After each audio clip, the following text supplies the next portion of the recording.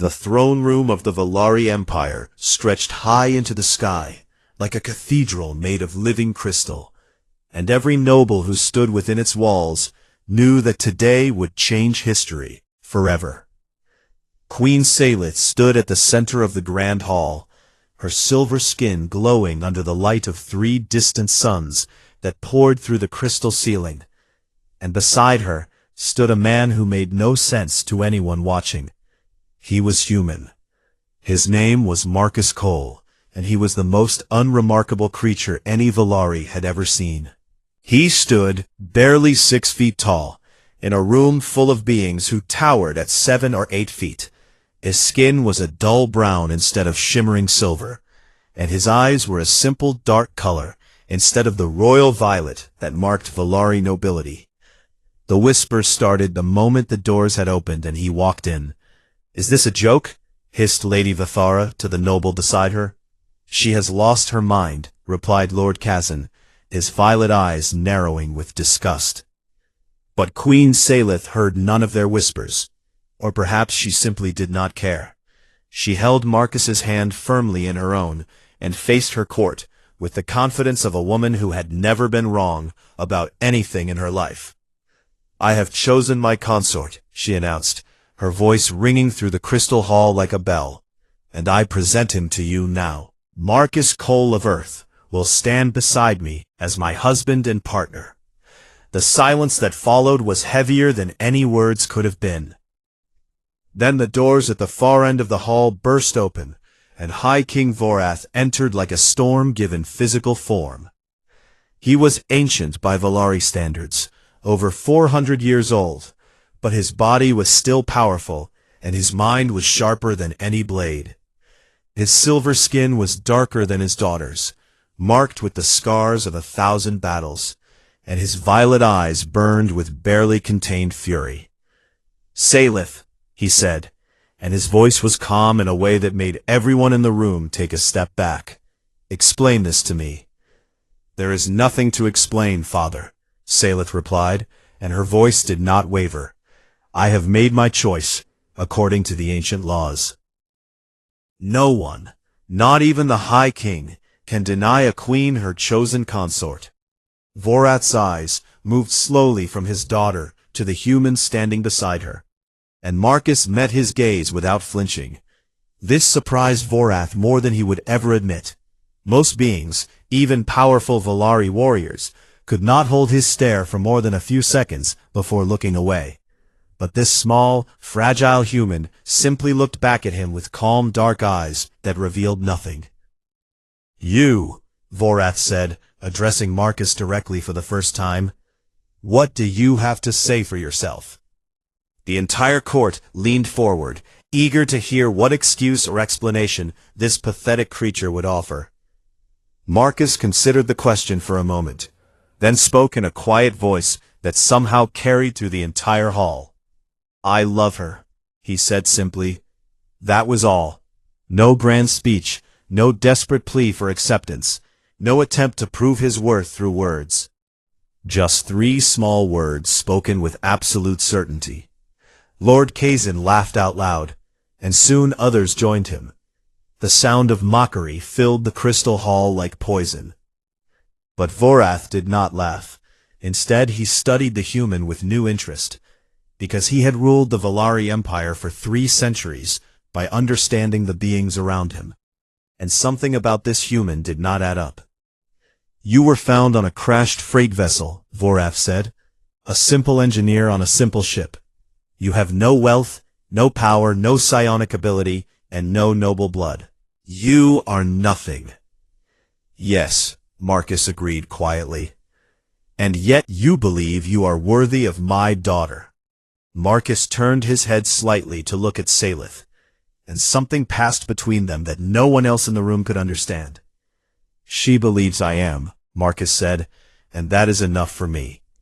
Prince Kalen, who had been watching from the shadows near his father's throne, stepped forward with a cruel smile on his face. He was Salith's younger brother, and he had always resented that she would inherit the empire, while he would remain forever in her shadow. "Father," Kalen said, his voice dripping with false concern, Surely we cannot allow this insult to stand. The other empires will laugh at us. The Dominion of Kef will see this as weakness. Vorath raised a hand to silence his son, but the words had planted a seed that he could not ignore. The Volari Empire had maintained its power for millennia through strength and reputation, and a human consort threatened both. "There is," Vorath said slowly, "the ancient right." A gasp went through the court, and Salith's hand tightened on Marcus's arm. "Father, no," she said, and for the first time there was fear in her voice. "The trial of worth," Vorath continued, as if she had not spoken, "has not been invoked in 200 years, but it remains the law. Any consort of royal blood may be challenged to prove their value to the Empire." He fixed his burning gaze on Marcus once more. "You will face 3 tests, human: a test of mind, a test of body, and a test of spirit. If you pass all 3, I will accept this union and welcome you as my daughter's husband." He paused, and his next words fell like stones into still water. "If you fail even one, your marriage will be dissolved and you will be executed." The court erupted into excited murmurs. This was better entertainment than any of them had expected. Salith stepped forward, her silver skin flushing with anger. "This is not justice," she said fiercely. "This is murder wrapped in tradition. You know he cannot survive those trials." "Then perhaps," Vorath replied coldly, "you should have chosen more wisely." He turned and walked toward the doors, then paused and looked back over his shoulder. "The trials will begin in 30 days. Use the time however you wish." And then he was gone, leaving chaos in his wake. Salith turned to Marcus, expecting to see fear or despair in his eyes, but instead she found only that same quiet calm that had drawn her to him in the first place. "You knew this would happen," he said softly, "and it was not a question." "I suspected it might," she admitted, her voice barely above a whisper. "I am sorry, Marcus. I thought I could protect you." He reached up and gently touched her face, a gesture so tender that several nobles looked away in discomfort. "You did not force me into this," he said. "I chose to stand beside you, knowing what it might cost.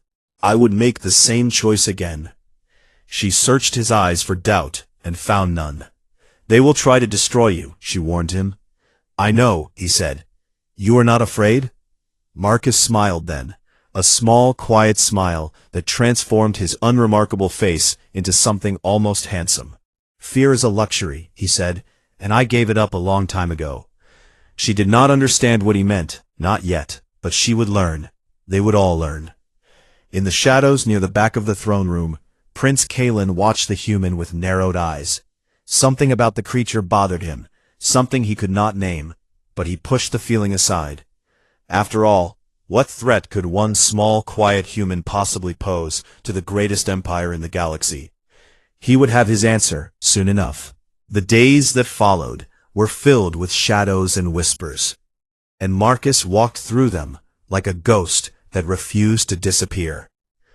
The Volari nobles had expected him to hide in his chambers and weep about his coming death. But instead, he moved through the palace with quiet purpose, his dark eyes taking in everything around him while revealing nothing of his own thoughts.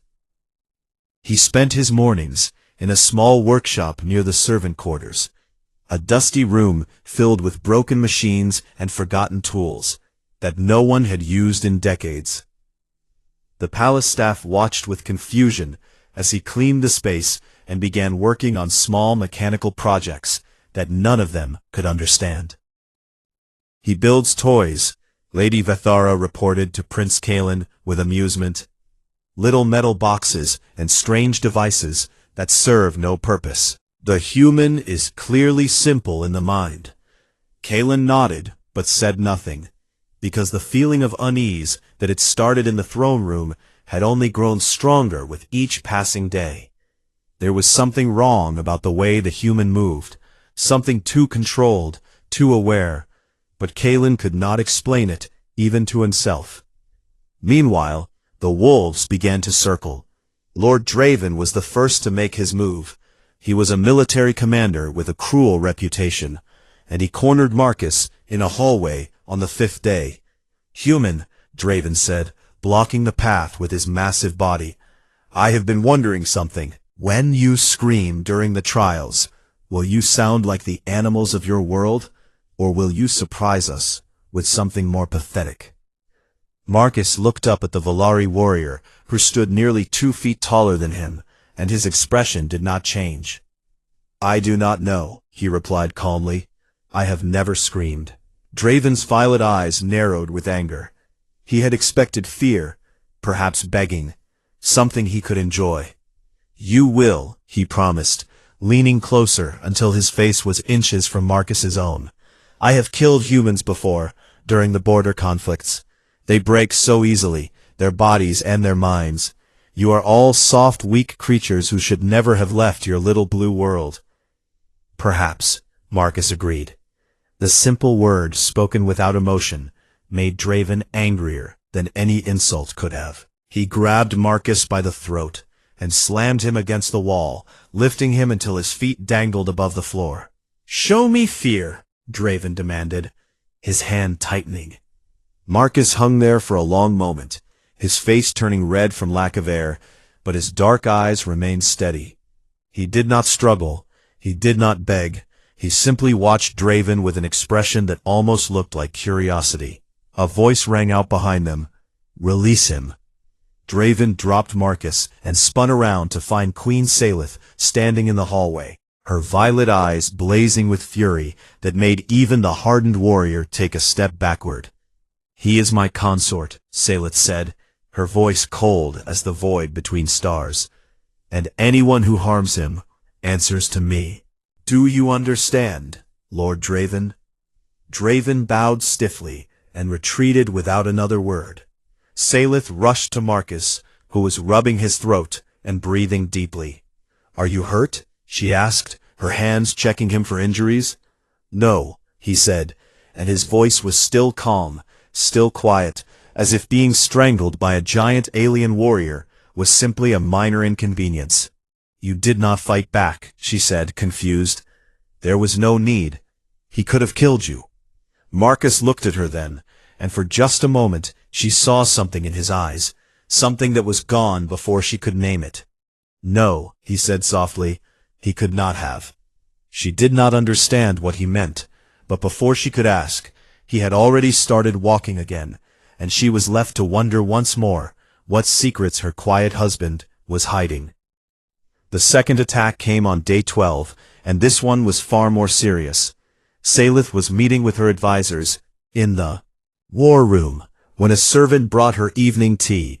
She reached for the cup without thinking, but Marcus, who had been sitting quietly in the corner, reading old Volari technical manuals, suddenly spoke.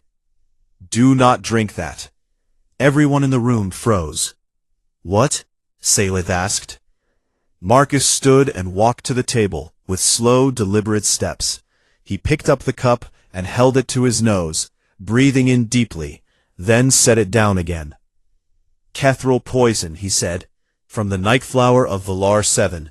It is colorless and almost odorless, but it has a faint sweetness that does not belong in tea." The advisors stared at him in shock. "How could you possibly know that?" demanded Advisor Vorn, an ancient Volari with centuries of experience. "I read about it," Marcus replied simply, "in your medical archives. The night flower has been used in 17 assassination attempts against the royal family over the past 200 years. I thought it wise to learn its properties." He turned to the servant who had brought the tea, a young Volari male who was now trembling with obvious fear. "Who gave this to you?" Marcus asked, and his voice was still quiet, still calm, but there was something underneath it now, something that made the servant take a step backward. "I do not know," the servant stammered. "A noble servant gave it to me in the kitchen. He said it was a special blend for the queen."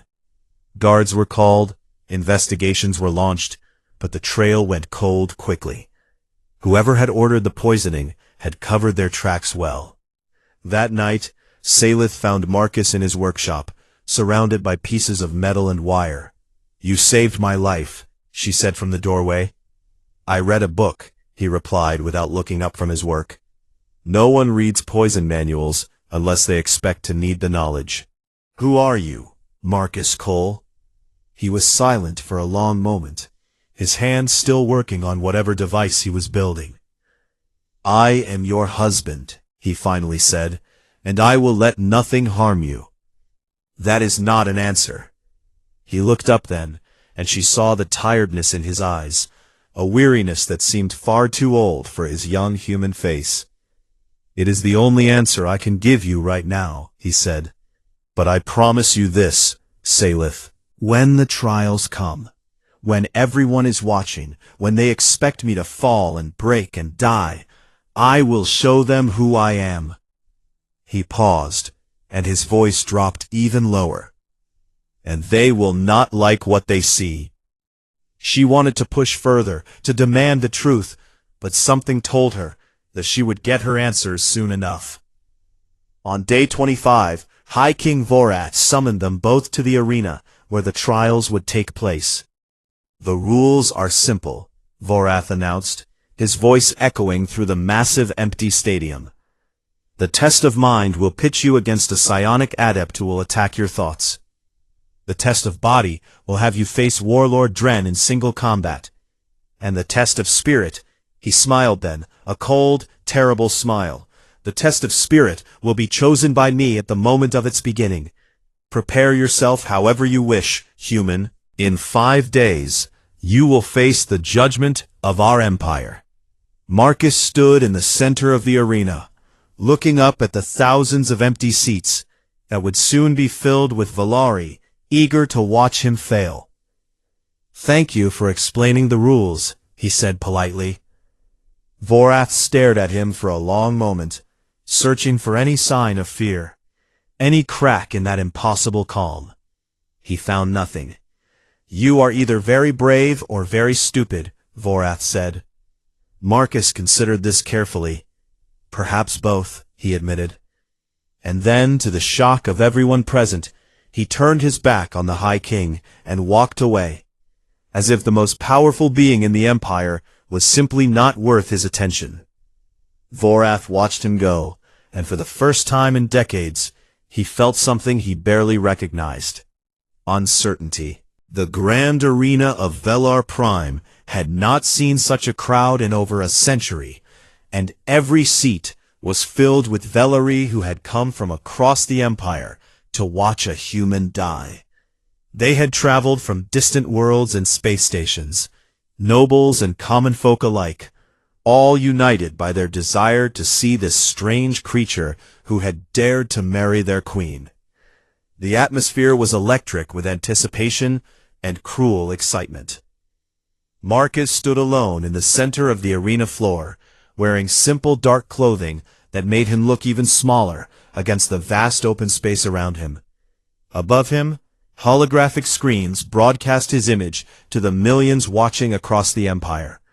In the royal box, Queen Sylith sat with her hands gripping the arms of her chair so tightly that her silver knuckles had turned white.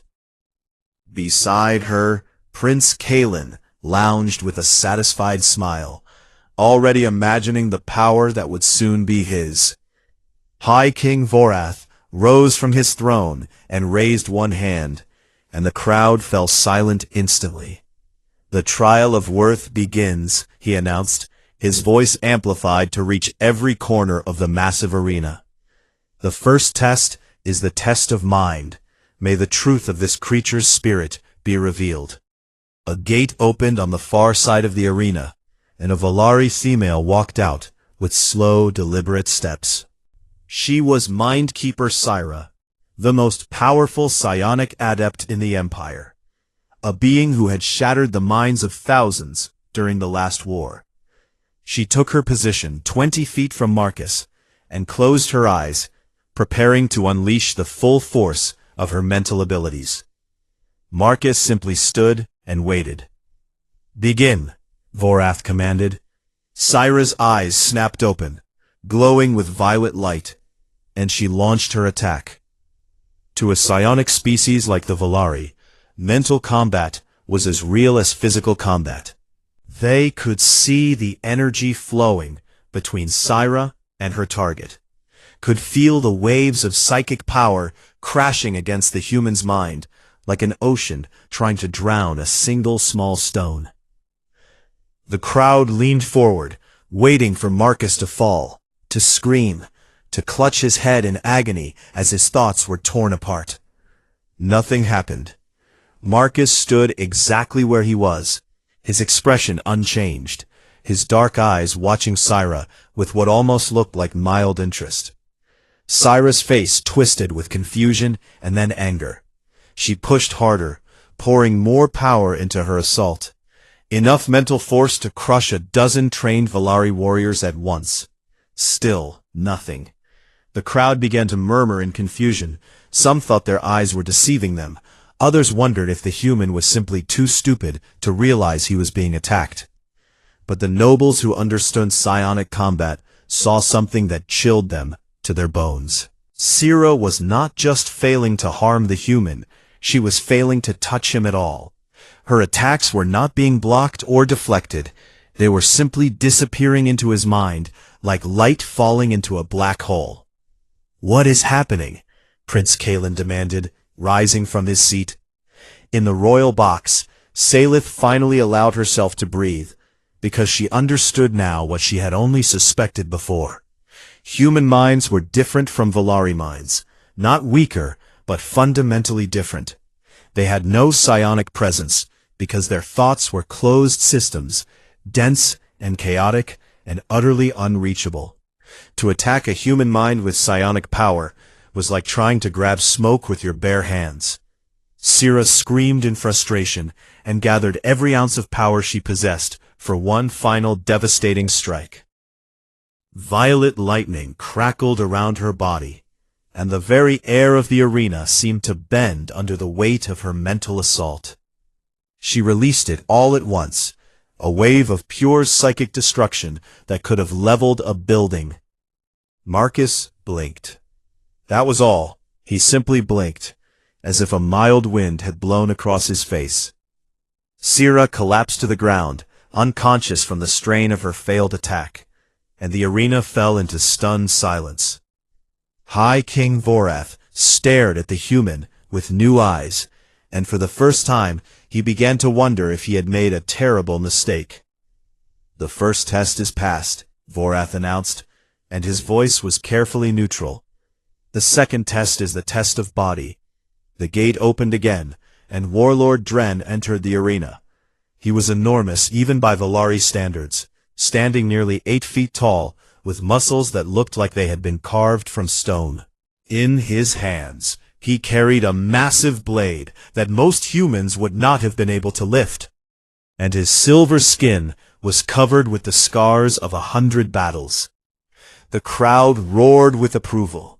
Surely this would end the farce. Dren looked at Marcus with open contempt, then raised his blade in salute to the royal box. "For the glory of the Empire," he declared, "I will make this quick."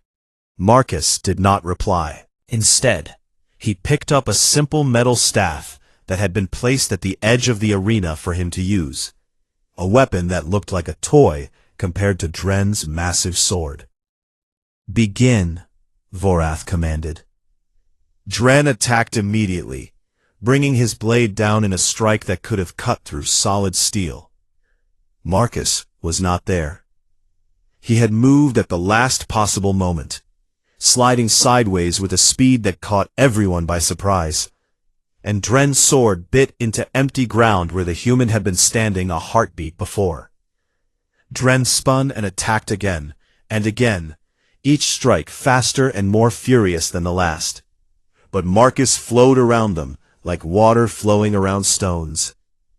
The crowd watched in disbelief as the small human evaded attacks that should have been impossible to avoid. He did not try to block Dren's blade. He simply refused to be where it was. But he could not dodge forever.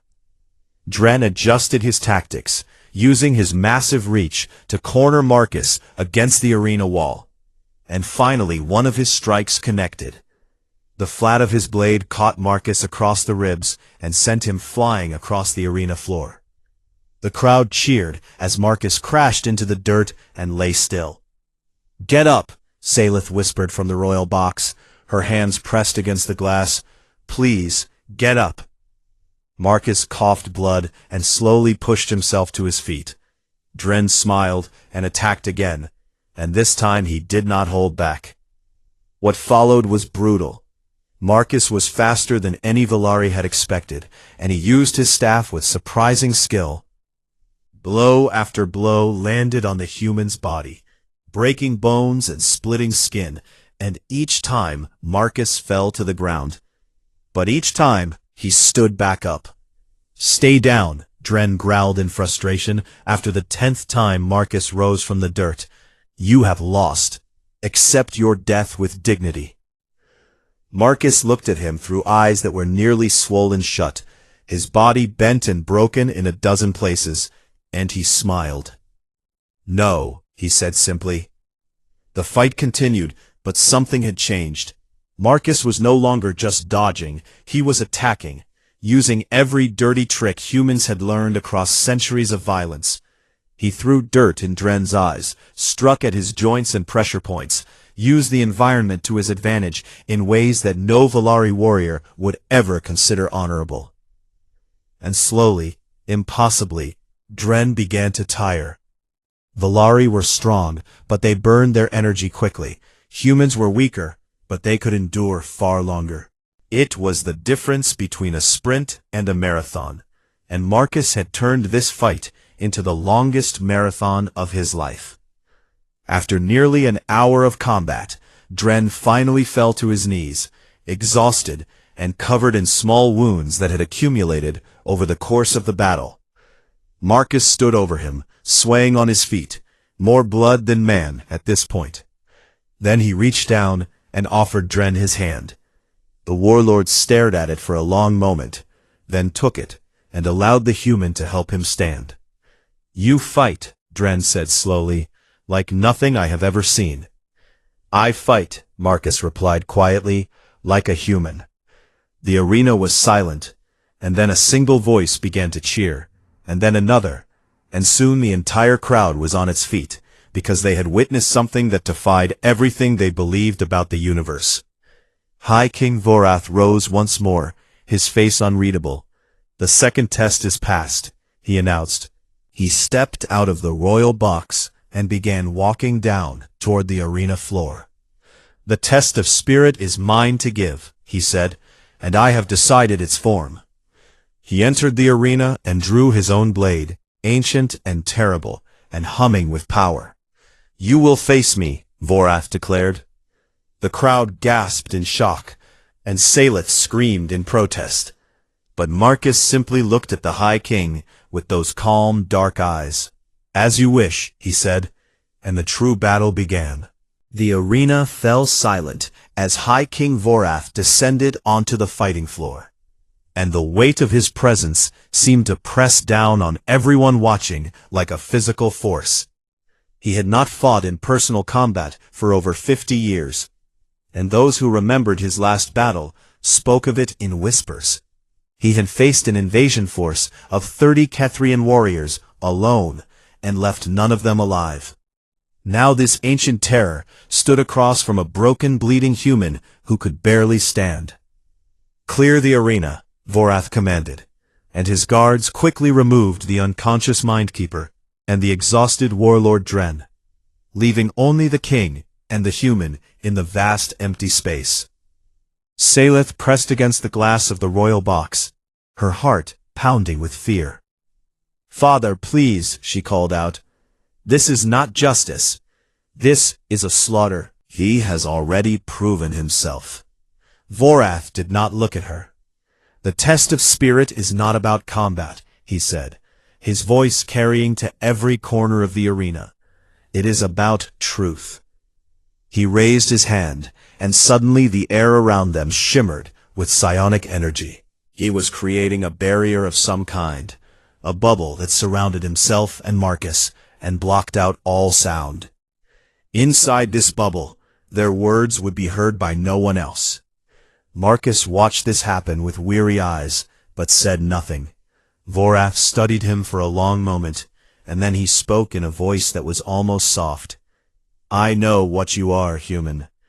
Marcus remained silent, but something flickered in his dark eyes. "My intelligence services have been investigating you since the day my daughter announced your engagement," Vorath continued. "Your crashed ship, your identity as a simple engineer, it was all too convenient, too clean." He began to walk in a slow circle around Marcus, like a predator examining its prey. "There were gaps in your records, missing years that no one could account for, and so I dug deeper. I reached out to contacts in human space, called in favors that cost me greatly, and eventually I found the truth." He stopped directly in front of Marcus and looked down at him with violet eyes that burned with knowledge. "You are a quiet one." The words hung in the air like a death sentence. Marcus's expression did not change, but his body shifted almost imperceptibly, his weight settling differently, his hands moving slightly away from his sides. Vorath noticed this and smiled coldly. "Ah, yes, there it is. The mask slips, if only for a moment. The quiet ones are humanity's darkest secret, are they not? Black operation soldiers, designed to work in psionic space, chosen for their unique neurological profiles that make them invisible to mental detection." He leaned closer, his voice dropping to a whisper. "You are not unremarkable, Marcus Cole. You are a weapon wearing the disguise of a man. Your calmness is not peace, it is control. Your silence is not shyness, it is discipline. Everything about you is a carefully constructed lie." Marcus finally spoke, and his voice was different now, harder somehow. "You are well informed. I am the High King. It is my duty to know the threats that enter my empire. I am not a threat." Vorath laughed, a harsh sound without any humor. "You expect me to believe that? You infiltrated my palace, seduced my daughter, and positioned yourself beside the throne of the greatest empire in the galaxy, and you claim this was not a mission?" "It was not." "Then explain yourself. Explain how a weapon learns to love." Marcus was quiet for a long moment, and when he spoke again, his voice had changed once more. The hardness was still there, but beneath it was something raw, something true. "I was made into a weapon when I was 17 years old. They found me in an orphanage, tested my mind, and discovered that I had the right neurological profile. For the next 15 years, I did things that I will never speak of, things that haunt me every time I close my eyes." He looked up at Vorath, and the king saw something in those dark eyes that surprised him. Pain, deep and old and never healed. "I was sent on a mission to this sector of space. The details do not matter, but the mission failed. My ship was damaged, and I crashed on Velar 3. I should have died, but Salith found me." His voice softened. "She looked at me, Vorath. Not at my skills or my training or my usefulness, just at me. She saw a man lying broken in the wreckage of his life, and she chose to help him. No one had ever done that before." He laughed quietly, and it was a sound full of wonder and disbelief. "I fell in love with her before I even knew what was happening. For the first time in my life, I wanted to be more than a weapon. I wanted to be a person." Vorath studied him with eyes that had judged thousands of beings over the centuries, searching for any hint of deception. He found none. "And if your government comes for you," Vorath asked, "if they demand your return? They believe I am dead. I made sure of that before I let myself love her. I burned every bridge, destroyed every connection. Marcus Cole, the quiet one, no longer exists. There is only Marcus Cole, husband of Salith." "A pretty speech," Vorath said, "but words are easy. Why should I trust you?" Marcus met his gaze without flinching. because I could have killed you already." The words landed like a thunderbolt.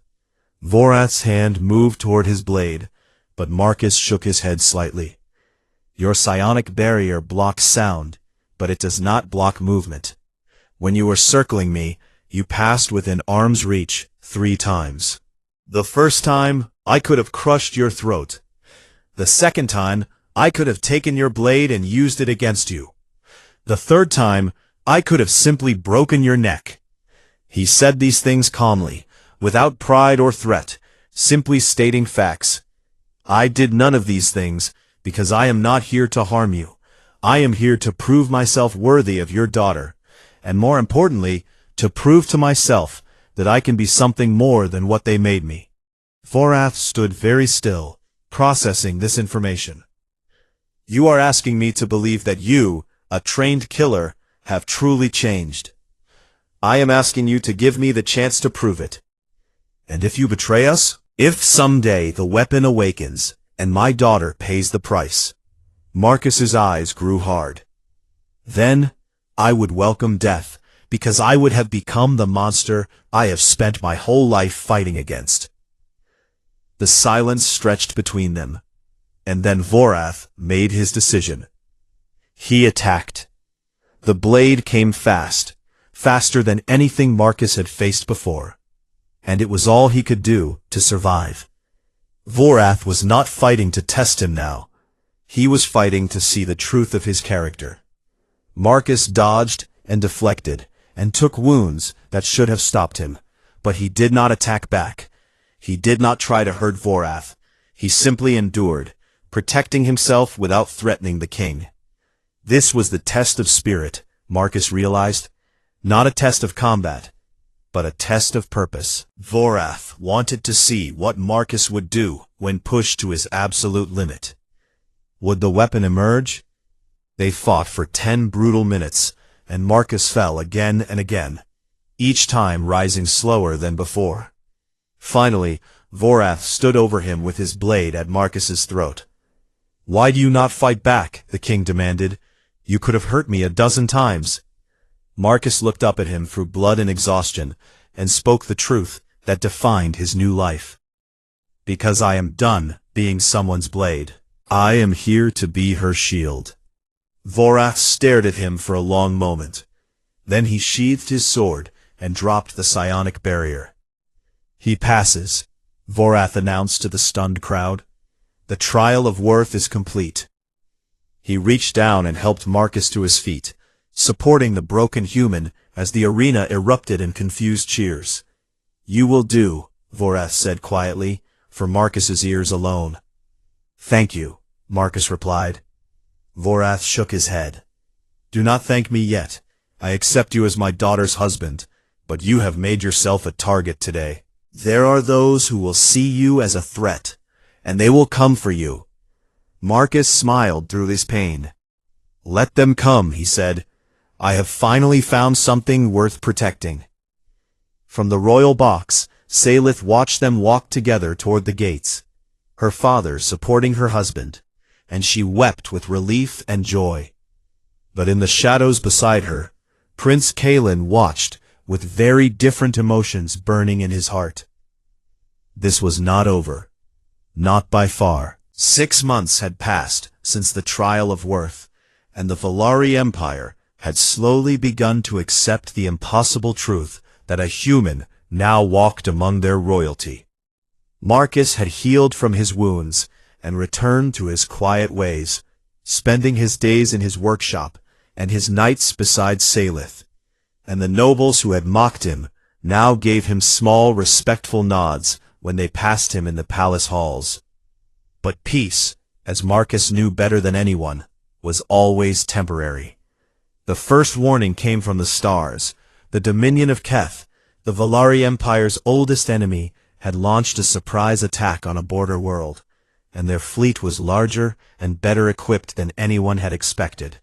High King Vorath mobilized the military and prepared for war, but something about the attack troubled him. The Keth had struck at exactly the right place, at exactly the right time, as if they had known precisely where the Valari defenses would be weakest. There was a traitor in the palace. Marcus was the one who found the proof, hidden in encrypted communications that he had been quietly monitoring since his first week in the palace. Prince Kalen had been feeding information to the Keth for months, trading secrets for the promise of their support in seizing the throne. He brought this evidence to Vorath immediately, but they were already too late. The palace shook with the sound of explosions, and alarms began screaming throughout the building. Kalen had moved faster than anyone anticipated, and his loyal soldiers were already seizing control of key positions. "Salith," Marcus said, his voice sharp with urgency, "we need to get to the safe room." But when they reached the corridor that led to safety, they found it blocked by a wall of soldiers wearing Kalen's colors. Marcus pushed Salith behind him and faced the armed men without a weapon of his own. "The Queen comes with us," their commander announced. "Prince Kalen requires her presence." "No," Marcus said simply. The commander laughed. "You are 1 man against 20. What do you think you can do?" Marcus looked at him with those calm, dark eyes that had fooled so many people for so long. "Would you like to find out?" The soldiers raised their weapons, but before they could fire, the lights in the corridor went out. What happened next was never fully recorded, because the security systems had been destroyed along with the lights. There were only the sounds, captured by the personal communicators of the soldiers who lived long enough to speak. First came the screams, sharp and sudden, cut off almost as quickly as they began. Then came the sounds of bodies hitting the floor, one after another, in a rhythm that was almost mechanical in its precision. Voices called out in the darkness, demanding to know what was happening, where the enemy was, why their shots were not connecting. And through it all, a quiet voice spoke, calm and almost gentle. "You should not have come for her." When the backup lights finally flickered on, Salith found herself standing alone, in a corridor full of unconscious soldiers, their bodies arranged in neat rows along the walls. Marcus stood among them, barely breathing hard, his dark eyes scanning for any remaining threats. "What was that?" Salith whispered, staring at her husband as if seeing him for the first time. "That was me," he replied, "stopping them." He took her hand and pulled her forward. "We need to move. Kalen will know his men have failed, and he will become desperate." They made their way through the chaos of the palace, past battles between loyal guards and traitors, past fires and explosions and the cries of the wounded, until they reached the throne room. The great doors were sealed shut, and from inside came Kalen's amplified voice. "Citizens of the Empire, the time has come for change. My sister has proven herself unfit to rule by marrying a human creature, and our father has grown weak with age. I am taking command for the good of all Valari." Marcus pressed his ear to the door and listened carefully. "He has Vorath in there," he said, "and at least 50 soldiers. The doors are reinforced. We cannot break through." "Then what do we do?" Salith asked. Marcus looked at her, and she saw the weight of decision in his eyes. "I can get in through the ventilation system. I can reach the throne room from above, but I will be alone in there, against 50 armed warriors and your brother." "You cannot," she said, grabbing his arm. "Even you cannot fight those odds." He smiled, that quiet smile she had fallen in love with. "I am not going to fight them," he said. "I am going to stop them. There is a difference." He reached into his pocket and pulled out one of the small devices he had been building in his workshop. A simple metal box that pulsed with faint light. "I built this for emergencies," he explained. "It emits a frequency that disrupts Valari motor control for about 3/10 of a second. Long enough." "Long enough for what?" "Say, long enough for me to end this." He kissed her then, quick and fierce. And then he was gone, climbing into the ventilation shaft above them with the ease of someone who had done such things 1,000 times before. Salith was left alone with her fear and her faith. Inside the throne room, Kalen stood before his father with a blade pressed to Vorath's throat. The old king had been caught by surprise and now knelt in defeat, his hands bound behind his back. "You have failed, father," Kalen said with satisfaction. "Your precious human son-in-law cannot save you now. My soldiers control the palace, and soon my Keth allies will arrive to ensure my position. The age of weakness is over." "You are a fool," Vorath replied calmly. "The Keth will never honor their bargain. The moment you are no longer useful, they will destroy you." "We shall see." The lights went out. For 3 seconds, nothing happened, and Kalen laughed nervously in the darkness.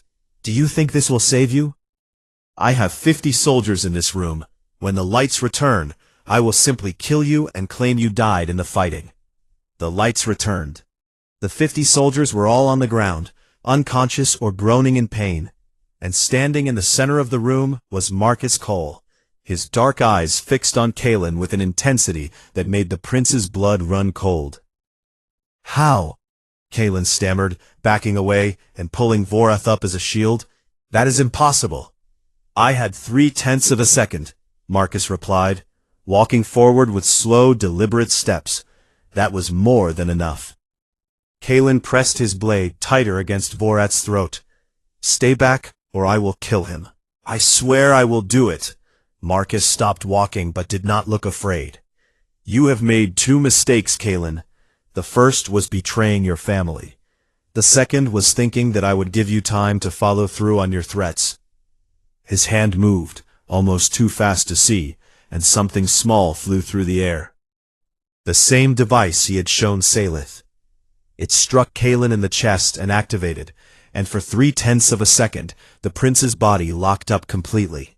When he could move again, his blade was on the floor, his hands were secured behind his back, and Marcus was standing over him with a look that promised very unpleasant consequences.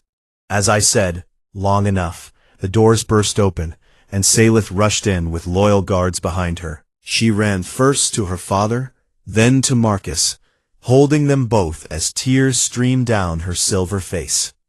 In the aftermath, Kalen was taken to the dungeons. The Keth fleet was driven back with heavy losses, thanks to tactical insights that Marcus provided, and the Valari Empire was saved. 3 days later, there was a ceremony in the throne room, where Vorath officially welcomed Marcus into the royal family, not as a political necessity, but as a true son. "You have proven yourself beyond any doubt," Vorath declared, "and I am proud to call you family." Marcus bowed his head in acceptance, and the crowd cheered. That night, he stood alone on a balcony overlooking the stars, and Salith found him there. "Do you miss your old life?" she asked, standing beside him. He thought about the question carefully. "I miss nothing," he said finally, "because I was never truly alive until I found you." She took his hand, and they watched the stars together. Comfortable silence. Far below, in the streets of the capital, a new story was spreading across the empire and beyond. A story about a quiet human who had faced impossible odds and emerged victorious. And the lesson of that story was simple. Beware the quiet ones, especially the humans.